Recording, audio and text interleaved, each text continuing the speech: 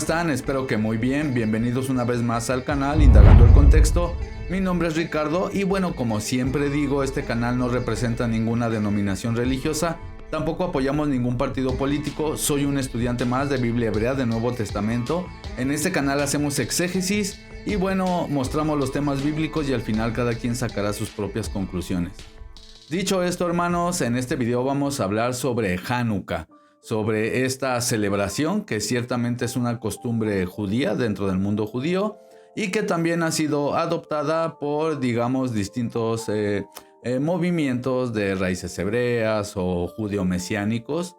Y bueno, en este video les voy a dar unos datos muy interesantes y al final ustedes sacarán sus conclusiones si la deben de celebrar o no. Spoiler. No es un mandamiento, no aparece dentro de los llamados de santidad o popularmente conocidas fiestas bíblicas que aparecen en Levítico 23.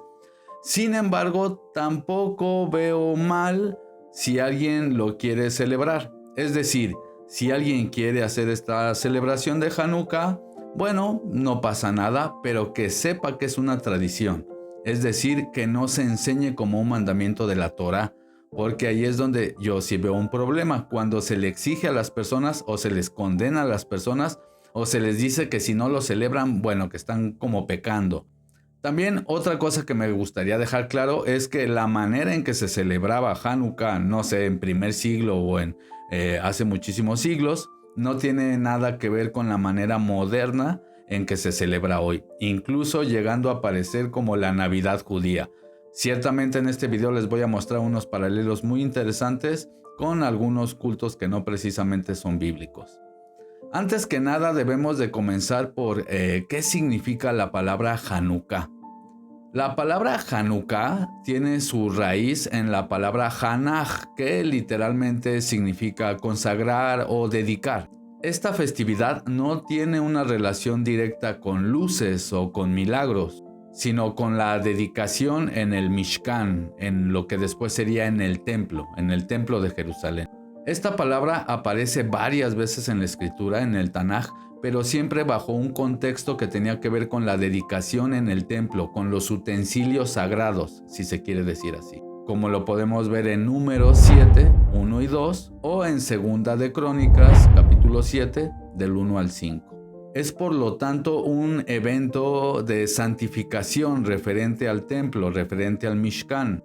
Uno de los símbolos más representativos de esta festividad es la famosa Hanukkah, que es de 9 brazos, siendo algo que no vemos en la escritura. Ciertamente vemos que la menorá tiene 7 brazos, no 9. La razón por la que esta Hanukkah tiene 9 brazos no está, digamos, bien documentada y por supuesto no aparece en la escritura.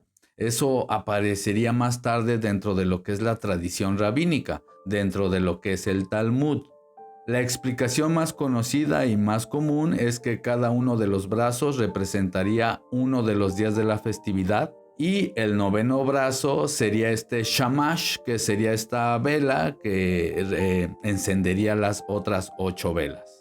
Sin embargo, esto no aparece para nada en los libros de los Macabeos, en la historia de los Macabeos, y tampoco aparece en ninguno de los textos, por ejemplo, de Flavio Josefo, historiador judío, ni en ningunos otros textos históricos. La introducción de esta Hanukkah de 9 brazos es una tradición que se consolidó en tiempos posteriores. Probablemente como esta religiosidad que se hizo en torno a esta festividad durante los siglos posteriores a la revuelta de los Macabeos. La historia más conocida o más popular respecto a esta festividad es el milagro del aceite que no se acababa, que supuestamente este aceite solo alcanzaría para un día. Sin embargo, bueno, en un acto milagroso, este aceite alcanzó para todos los días, para los 8 días. Siendo que supuestamente alcanzaría solamente para uno. Como lo dije antes, este relato y otras cosas más no aparece en los libros de los Macabeos y tampoco aparece este milagro del aceite nombrado en los libros de Flavio Josefo, quienes serían las fuentes más cercanas a los eventos históricos que sucedieron con todo esto de Macabeos. Sin embargo, la primera vez que vemos esta mención o vemos este milagro registrado es precisamente en el Talmud, en el Tratado Shabbat 21b, que como sabemos el Talmud es un texto, una compilación, ¿verdad?, de distintos pensamientos judíos, históricos y también teológicos, que se escribió siglos después de la era común. Y bueno, el Talmud presenta este hecho como si hubiese sido algo que pudiera ser verificable. Sin embargo, no aparece ni en Macabeos, ni tampoco lo vemos citado, repito, por el historiador judío Flavio Josefo. Un aspecto que me llama a mí mucho la atención es este sincretismo o este paralelismo que podemos ver con algunos cultos paganos.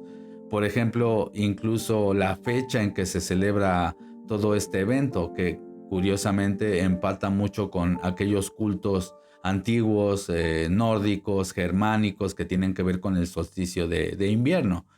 En pocas palabras, lo que hoy se conoce como la Navidad, que sabemos que era el culto al árbol de Yule, de Saturnalia, culto a Tamuz, etcétera, etcétera. La celebración de todas estas fiestas, que después se conocería como el Día del Sol Invictus, el Sol Invicto, sabemos que se prendían curiosamente unas velas en representación de que, bueno, el sol estaba renaciendo, ¿no?, y vencía a la oscuridad. La similitud entre estas prácticas, tanto judías como paganas, es tan obvia que de hecho llamó la atención de varios historiadores. Por ejemplo, el historiador y teólogo Jacob Neusner, que sostiene que el hecho de prender estas velas o esta menorá, esta januquilla de 9 brazos, deriva precisamente de los cultos que tienen que ver con el nacimiento del sol invicto, con todos estos cultos de solsticio de invierno, tradiciones que serían adoptadas después del exilio.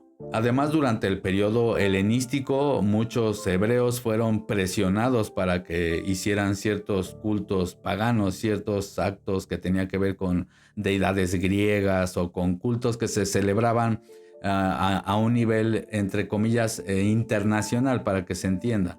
Eran cosas que se tenían que hacer, que todo mundo hacía. Y a lo mejor una manera de tratar de que no fuera tan pagano, se fueron adoptando algunas costumbres que tienen que ver con cultos paganos, se fueron adaptando a lo que después sería la cultura judía. Es decir, muchas de las costumbres que se hacían en los pueblos paganos, de alguna manera, bajo la presión del helenismo, bueno, tal vez fueron sincretizándolas, adoptándolas a las tradiciones propiamente judías, como podemos ver con el nacimiento de Yeshua, con la Navidad, que de alguna manera, bajo la presión del Imperio Romano y bueno, muchos hebreos, muchos judíos, de alguna manera empezaron a adoptar estas tradiciones por miedo a que les hicieran algo o simplemente por costumbre. No sé si me explico. Se fue de alguna manera mimetizando todo, se fue sincretizando todo. Así como pasó con el cristianismo, también ha pasado con el judaísmo.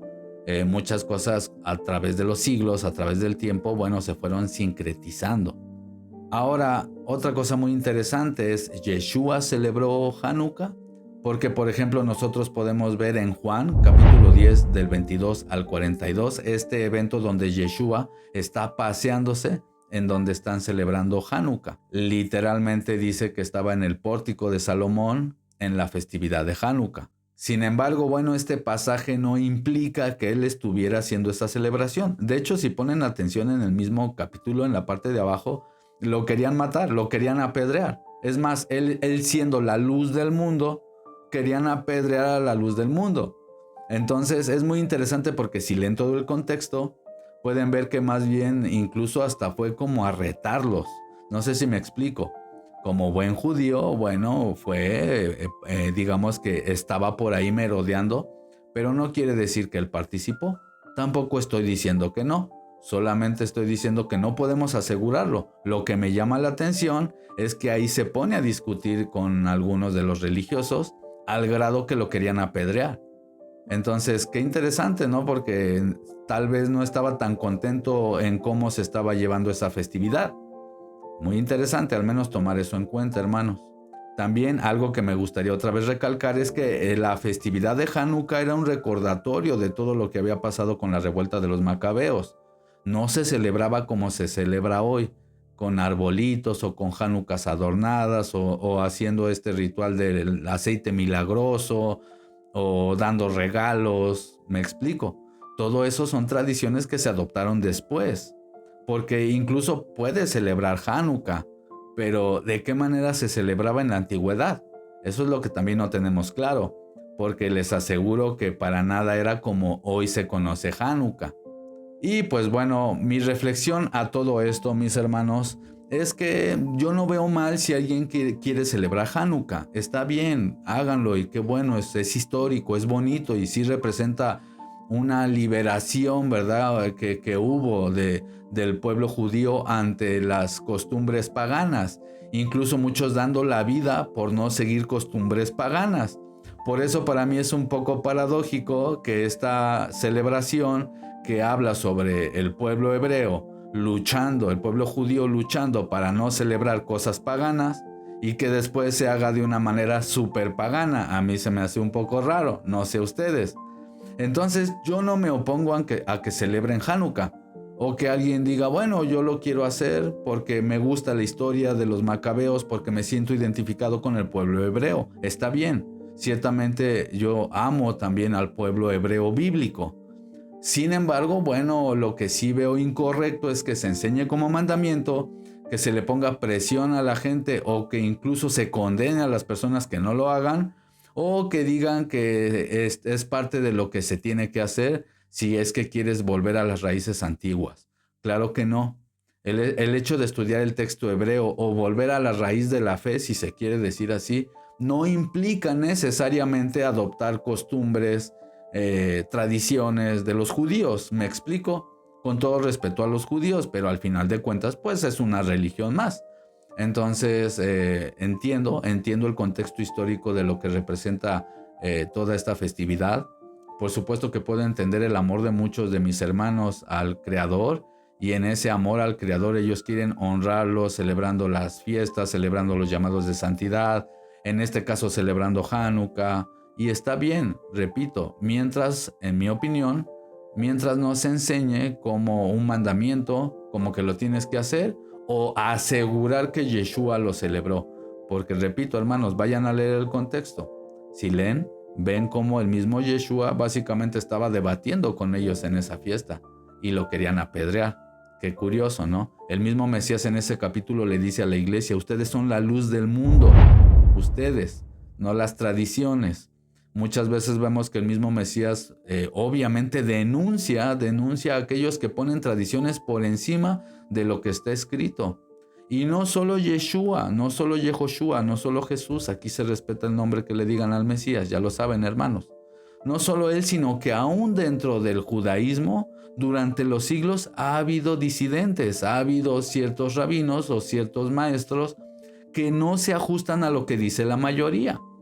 Entonces, seguramente no solo a Yeshua, sino a muchos otros no les gusta que adopten cosas paganas y las sincreticen con cosas que tienen que ver con el Creador. Entonces, Yehoshua o Yeshua, al decir ustedes son la luz del mundo y al decir no tienen que seguir tradiciones que se ponen por encima del mandamiento del Creador, no es que Yeshua estaba anulando la Torá o diciendo algo nuevo o que era cristiano o cosas por el estilo, como he escuchado que algunos argumentan, sino que él simplemente no se ajustaba a ciertas tradiciones orales, nada más. A otras sí, o sea, hay tradiciones orales que no me parecen negativas. Por ejemplo, repito, lo he dicho varias veces, esta tradición de estudiar la Torá con una porción semanal, una porción de la Torá, lo que se conoce como parashot. Bueno, lo veo muy bien, está bien, perfecto, mientras no se enseñe bajo la interpretación del rabinismo, porque al final de cuentas estarían no estudiando la Torá, sino estudiando la interpretación de alguien más. Para los que creemos en Yeshua como el Mesías de Israel, bueno, ahí tenemos la correcta interpretación de la Torá, tenemos al apóstol Pablo, tenemos el fundamento de los apóstoles. Y pues eso, mis hermanos, para concluir, yo en lo personal veo bien si alguien lo quiere celebrar, perfecto, pero tampoco se sienta presionado de que alguien le dice cómo tiene que hacerlo.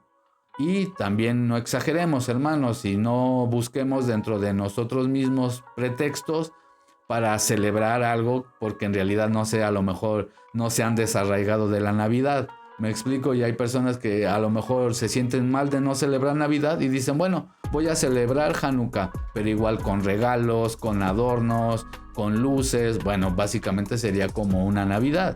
Me explico, en mi opinión no tendría sentido.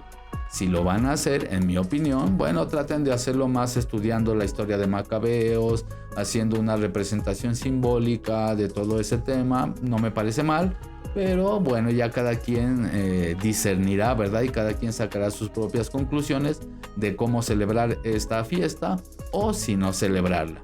Y pues bueno, me gustaría saber qué piensan de todo esto. ¿Están de acuerdo o no están de acuerdo? ¿Ustedes celebran Hanukkah? ¿No lo celebran? ¿Cómo lo celebran? Leo todos los comentarios, mis hermanos. Y pues bueno, si este canal de alguna manera te edifica, te ayuda con tus análisis bíblicos, te pido por favor que te suscribas, nos ayuda muchísimo, que compartas el video, que le des un like si es que te gustó este video, y también puedes activar la campana de notificaciones para que estés al tanto de los próximos videos o de las emisiones que hacemos en vivo. Les va a aparecer en pantalla, mis hermanos, una lista de reproducción que seguramente les va a edificar mucho. Si el creador lo permite, nos estaremos viendo muy pronto. Hasta la próxima. Bendiciones. Chao, chao.